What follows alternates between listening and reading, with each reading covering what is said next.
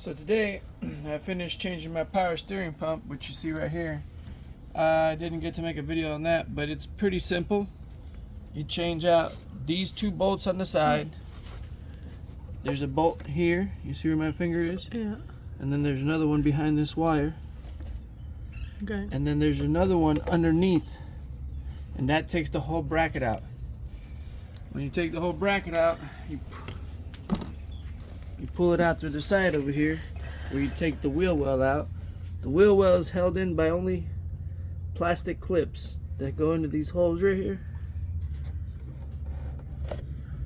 and also to the fender with the plastic rivets. So after you take that out and you change out your power steering pump, which you're also going to have to loosen the hose on the bottom of the power steering pump, that's going to be 18 millimeter, and all the bolts that hold the bracket in and the pump on the bracket are also 13 millimeter. So after you do that, you put your new hose back on, you put your old hose back on it, and you go ahead and I like to flush the power steering fluid. So what I'm gonna do here is, hold on, I'm gonna go ahead and remove this clip right here from the pump, from the hot reservoir, I'm sorry, not the pump, and remove this hose off. And you're gonna have to find something to clog that hole with. You buy a new pump, this little cap comes over the top of the Pump. the entrance tube, the low pressure side of the pump, and you could use that to plug this hole on the side here, which we're gonna need to do. So just make it with a little fold on it.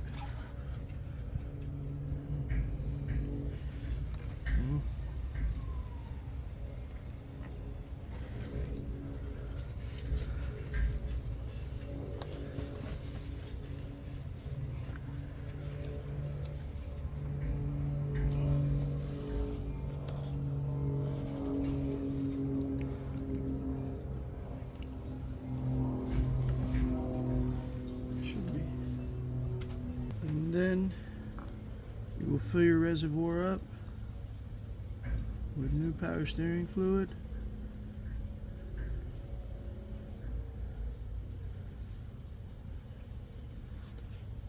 You put this here on this hose.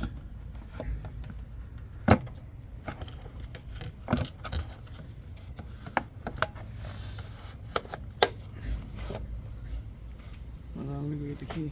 The key in the ignition. Then I'm going to be turning the wheel left and right several times until the oil comes out of that hose into the bottle.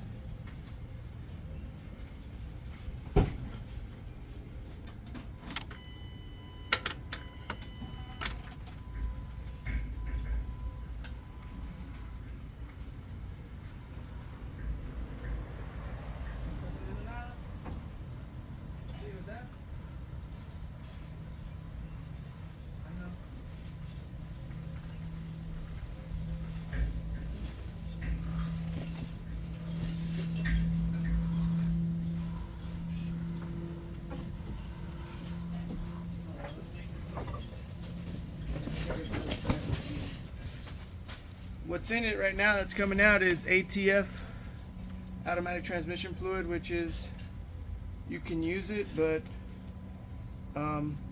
power steering fluid is probably better because it's power steering fluid. I'm going to go ahead and lift up my opposite tire that I still had on the ground. So as I switch over left and right on the steering wheel, there's not so much pressure on the system and it's easier to do. Check my oil fluid. Oh, all the way down.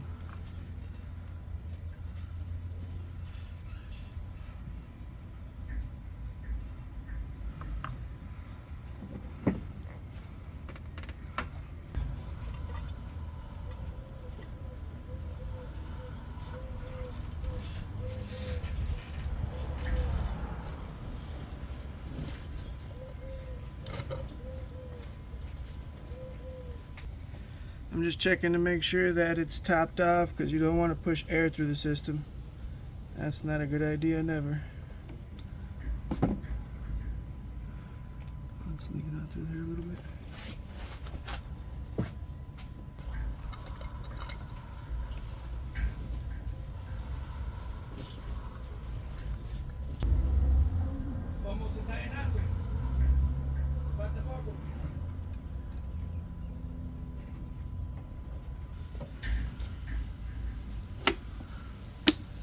Look how dirty that is. Smells kind of burned. So that's, even for ATF, that's dark. If it was ATF in there alone, you'd want it to be a more bright red. So it needed to be flushed, that's for sure. But I got 2 bottles so that I can make sure I flush it good. Get this water out of here. And if you drink water, drink Essential water. Not sponsored by them or anything, but it's the best water I ever drank.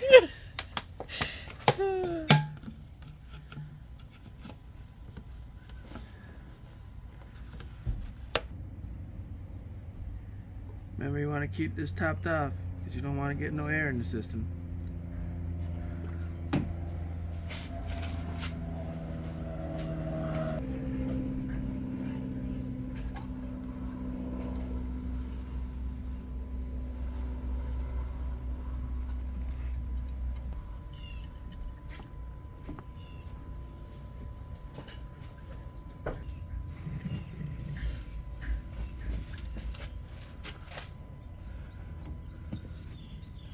Pour some of this into the other one.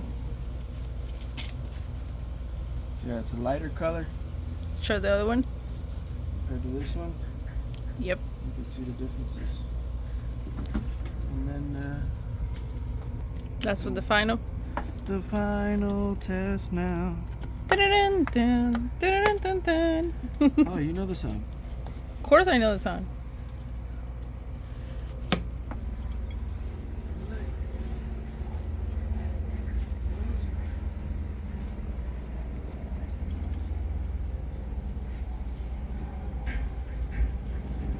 Keep in mind, something to keep in mind while you're doing this is to make sure the car is not running the first time you're doing this, because if it was running right now, that oil would be coming out of that hose as fast as I could put it in.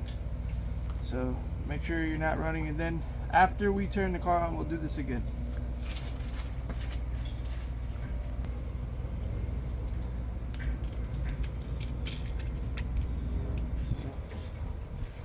There's your 3 different Colors. samples. That's not crystal clear, but that's good enough for me. So we're gonna go ahead and put that hose back on, put our air filter back on, top it off with oil one more time, and crank it up. Now we finished topping off our oil again and putting our airbags back on. We're gonna, and we put our hose clamp on that hose that we hooked up on the side. We're gonna start up the engine and we are going to cycle the wheels some more just to make sure we got all the air out of the system.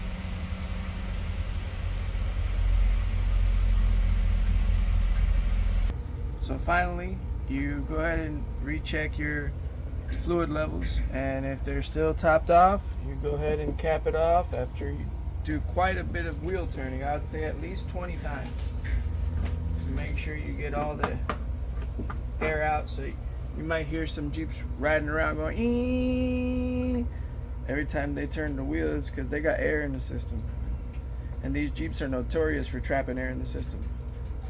So keep that in mind.